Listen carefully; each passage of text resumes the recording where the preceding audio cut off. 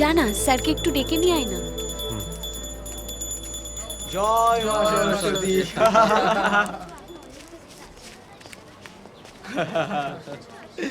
আরে বাবা, স্কুলের মেয়েগুলোকে লাগছে কি আর টোপা কুল আছে আর কমলা লেবু সেটা পাওয়া যাবে। এই এই নন্দিনী,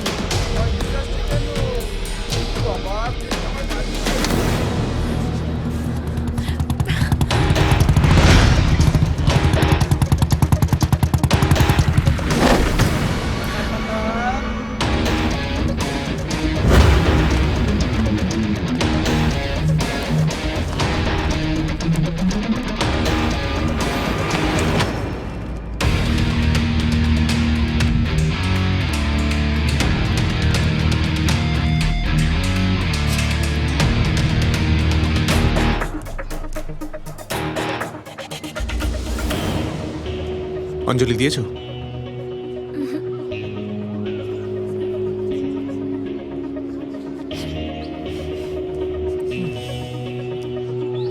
তোমরা অঞ্জলি দিয়েছো?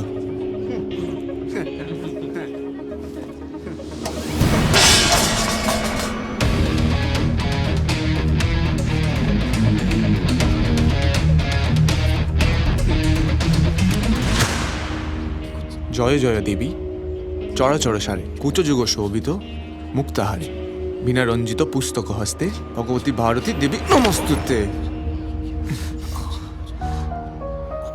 আজ এক নারীর পুজো, যে হাত দিয়ে নারীর পুজো দেওয়া উচিত সেই হাত দিয়ে তুই এক নারীর গায়ে হাত তুলছিস।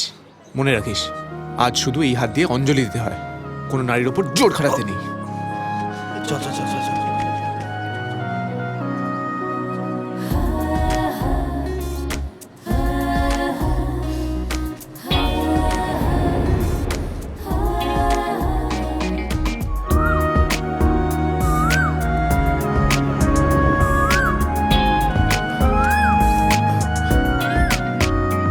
ছেলেগুলো চলে গেছে, ভালো হয়েছে। পুজোর দিনে সব ঝগড়া অশান্তি ভালো লাগে বলো তো? যাকে তাহলে নন্দিনী কি ভাবলে? ইউ নো রাহুল, কাউকে ভালো লাগলে শুনেছি পেটের মধ্যে কাতুকুতু লাগে, but I am sorry Rahul, তোকে দেখে আমার কাতুকুতু নয়, রাগ হচ্ছে। মনের মানুষ যে কি সেটা বোধহয় তুই জানিস না। এই চল চল চল চল চল চল।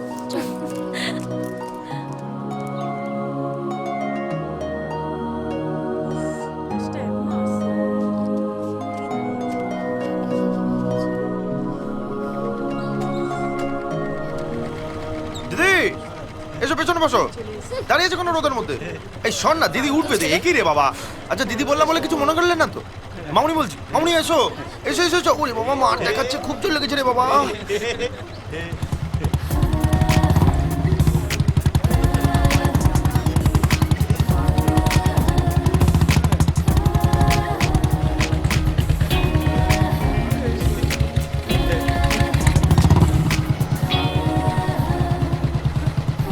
কি হচ্ছে এখানে?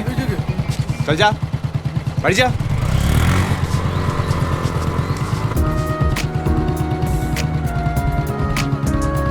Thank you.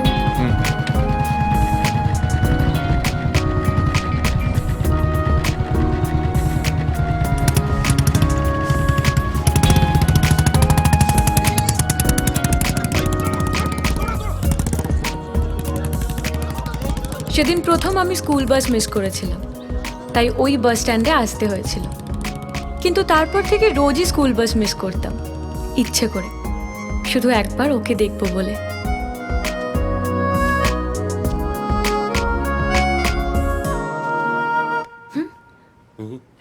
সেই সময় বাবা আমাকে নতুন মোবাইল গিফট করে, কিন্তু সেই মোবাইল আমার কাজে লাগতো কম, অন্যরা বেশি ইউজ করতো।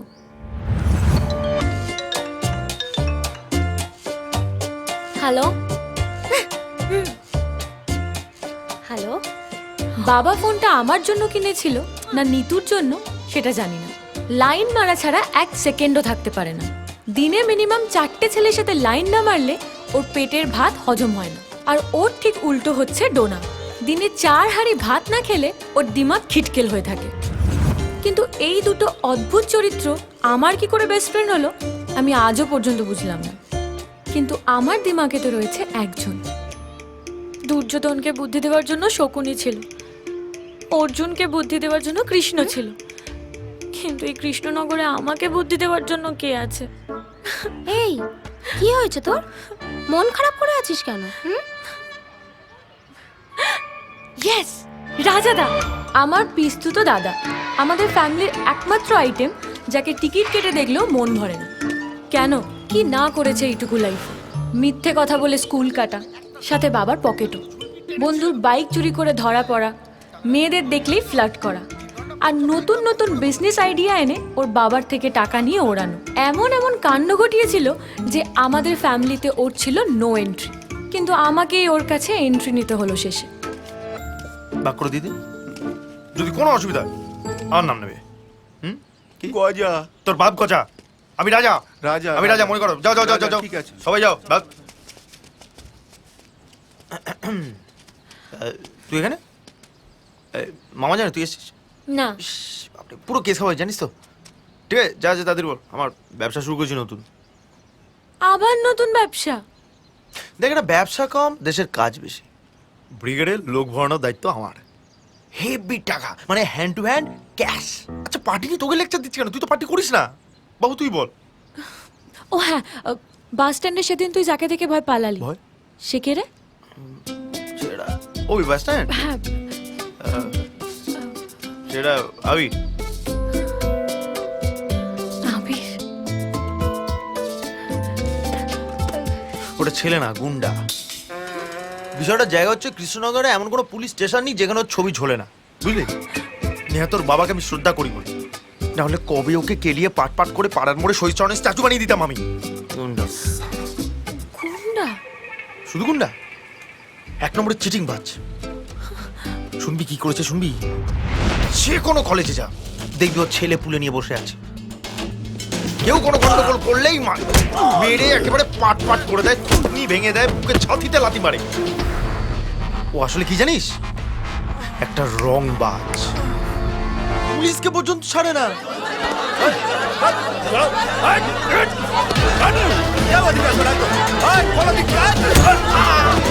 নেতর বাবু, একটু আগে কি বললাম? শ্রদ্ধা করি বলে এক নম্বরে ফালতু ছিল। একদম মিশবি না তুই, একদম না। না, সর সর।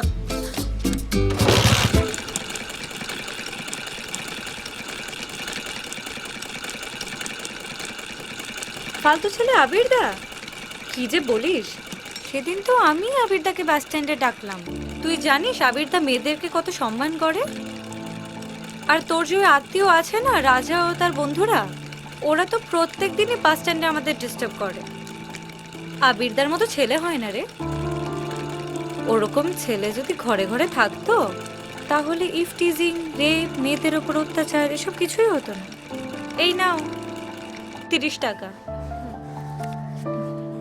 এনে। ঠিক আছে।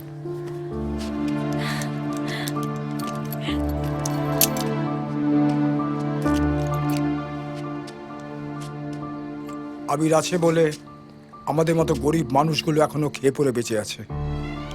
ওই গুন্ডা তোলাবাজের দল আমাদের ব্যবসা করতে দেয় না, শুধু হপ্তা চায়। আবির আছে বলে ওর এখন আর ভয় আসে না। দাঁড়ান 1 মিনিট।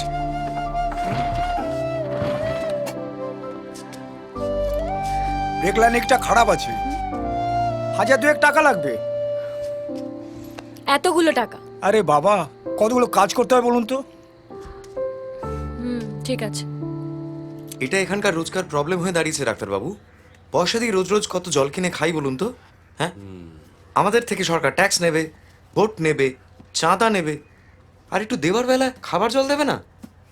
জানি, এই খাবার জলের সমস্যাটা নিয়ে আবিরের সঙ্গে আমার কথা হয়েছে। আচ্ছা, ও বলেছে এটা নিয়ে একটা মুভমেন্ট করবে। ওর ছেলেরাও সব তৈরি আছে। আপনারা সবাই ওর সঙ্গে গিয়ে দেখা করুন। ঠিক আছে। আচ্ছা, তাহলে চলি ডাক্তারবাবু। হ্যাঁ হ্যাঁ। Looking very smart. রাহুল যে এমন ক্যারেক্টারের সেটা আমি জানতাম, কিন্তু আবির না না, ও নিশ্চয়ই এমন হবে না। আমি ওকে চিনতে এতটা ভুল করতে পারি না। তুইও চিনিস আবিরকে? তুইও মানে? তুইও চিনিস নাকি? হ্যাঁ, আমার ভাই তো ওর কাছে জিম করে। জিম? না না না, জিম না, ব্যায়ামাগার, ইন্ডিয়ান স্টাইল। কোথায় ওটা?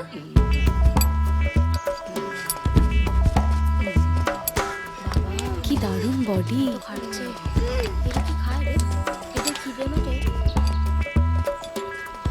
আজকের আধুনিক জিম নতুন কিছু নয়, আকাশ থেকে উড়ে এসে পড়েনি। মনে রাখবে, বহু বছর আগে ভারতবর্ষের বুকে নিয়মিত ব্যায়ামের চর্চা হতো। তখনকার বুক ডন, এখন শুধু বেঞ্চ প্রেস হয়েছে। কি হলো, তোমরা এখানে? এই তোরা ব্যায়াম কর, আমি দেখছি।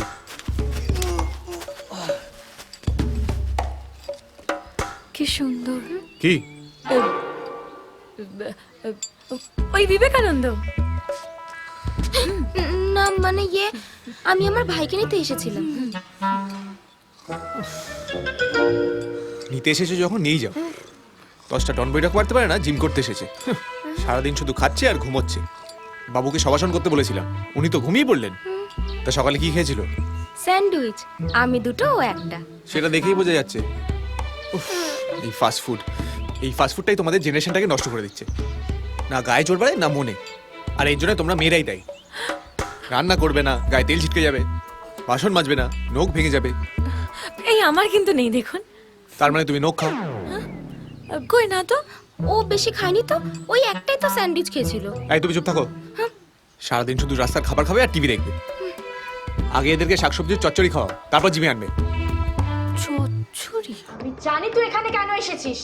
ওই তো যে ওষুধটা বললাম, ওটা আজ রাত্রে খেয়ে নিন। হ্যাঁ হ্যাঁ, রাতের মধ্যেই কমে যাবে।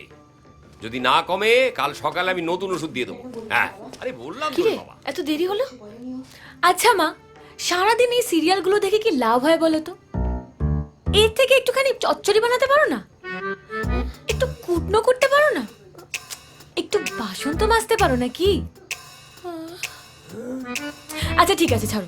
তোমাদের কাউকে কিছু করতে হবে না, যা করার আমি করব।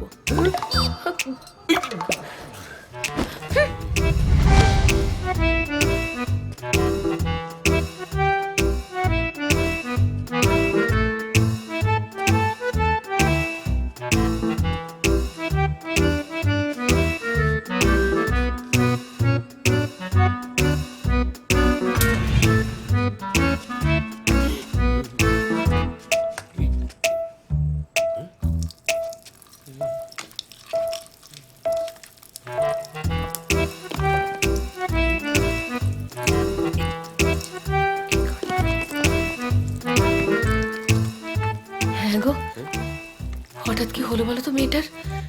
বলছি শরীর টরে কিছু খারাপ হলো না তো? একবার প্রেশারটা চেক করে দেখো না। হ্যাঁ? আমি ফ্রেশ হয়ে আসছি, আর আমার রান্নায় একদম হাত দেবে না। ওই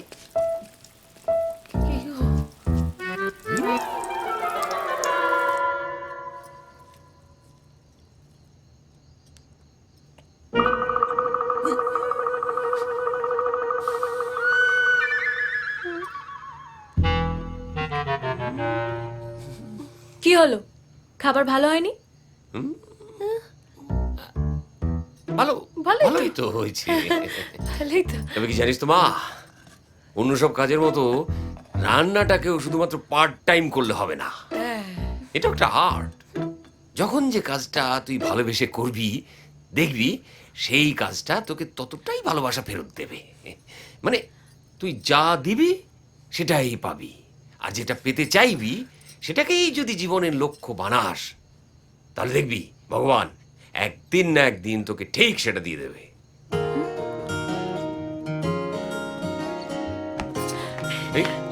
ওকে, চললি কোথায়?